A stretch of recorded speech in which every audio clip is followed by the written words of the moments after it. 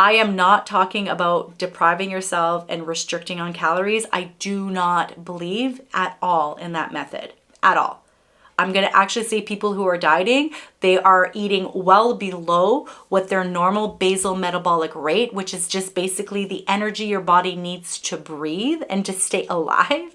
That's not doing anything else. You're eating well under that, and this is why you're struggling. There's a part in our brain called the hypothalamus, and in that part, that's really responsible for regulating our body temperature. It's going to give our body all kinds of cues. Well, thirst and hunger come from there. So oftentimes we're not really hungry, we're very thirsty, we're dehydrated. They actually say the minute you start to feel like you're thirsty, you're already dehydrated. And so I literally lug around a bottle of water. And now that I'm speaking about it, I'm like, I am thirsty. So allowing ourselves to drink the water and then waiting, that hunger pang that we got, sometimes it subsides, okay? And please, let me just pause here. Are you eating enough? Are you really eating enough? Sometimes I have worked with clients, and if I look at myself, there are times where I was depriving myself so much that I would get to the end of the day ravished. Like I was so hungry, I would like eat a horse, like literally, like just eat all the things inside and then just keep going and going and going. And obviously the binging habit started because of the self-talk, because of the food rules. Like, do you see how everything is related?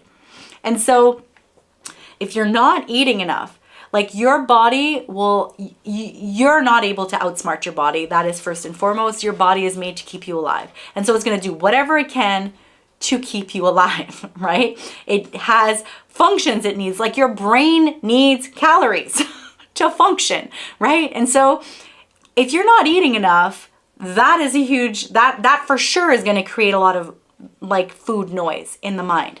That's going to be chatter nonstop because you're starving. And so for the love of God, eat some food. Food is not the enemy, okay? Your thoughts are.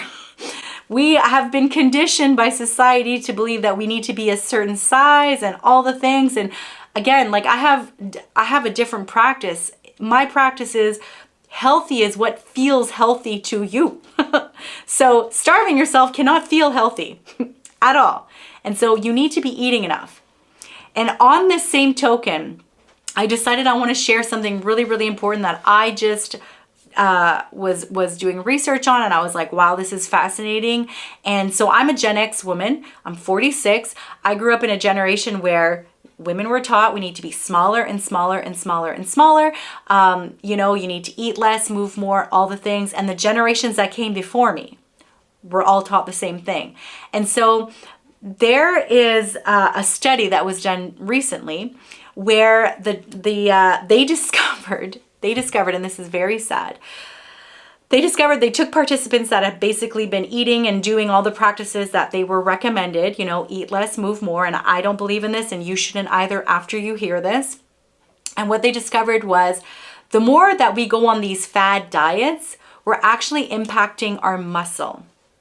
And our muscle is what we need to be able to age. And I'm all about the pro-aging, right? I'm 46. I'm all about pro-aging. I just had my second major massive spinal flare because I have a condition called spondylolisthesis. It's a grade 2. It was horrible, okay? And so I'm in the process now of rebuilding my strength because I never want to go back there. And muscle is what's going to help us pro-age. It's going to help us age in a way where we're able to get up off of our chairs, where we're able to bend down and like pick up our groceries, right? Where we're able to reach up in our cupboards and grab that jar of pickles or whatever. Like, aging is a gift that's denied to many, and if we are lucky enough to age, we've got to try to pro-age in a way that's going to help us age gracefully so that we're not suffering, right? Our quality of life will be greatly impacted. And so in this study, they took women that had spent more than half of their lives on fad diets and doing all these ridiculous exercise programs, you know, like I just said, the eat less and move more approach, which is okay.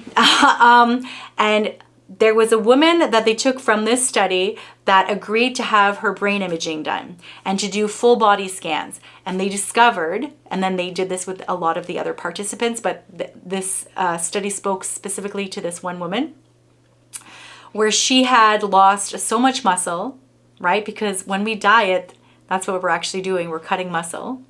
So she had lost a lot of muscle.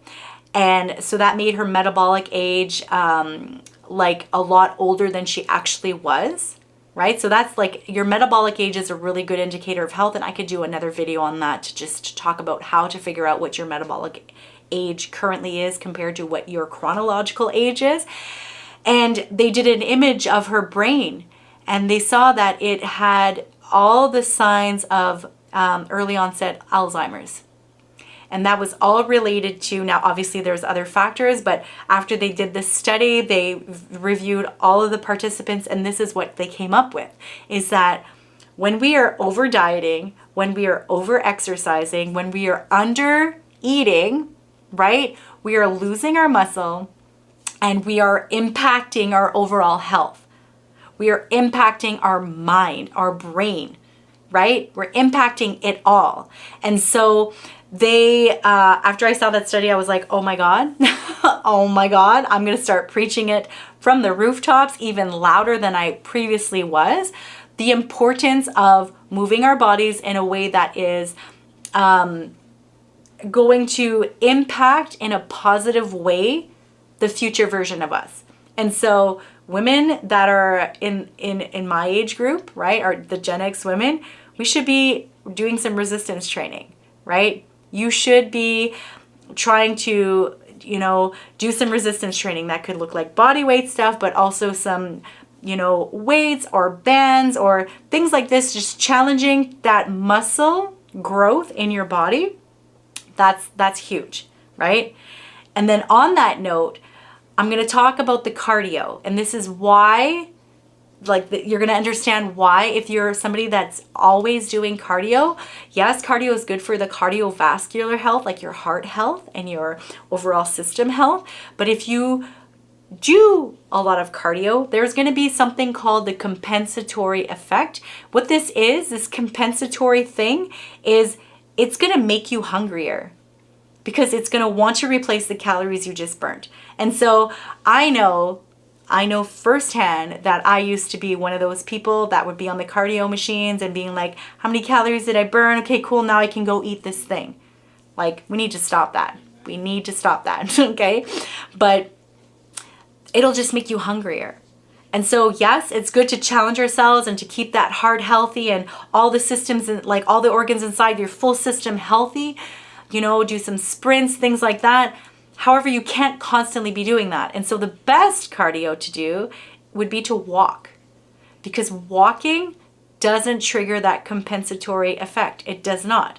It won't trigger it to the same effect as somebody if they're always cardioing. Like, I know for myself, when I was prepping for my shows, I was always hungry and I had to do a lot of cardio. Okay, I was working out all the time.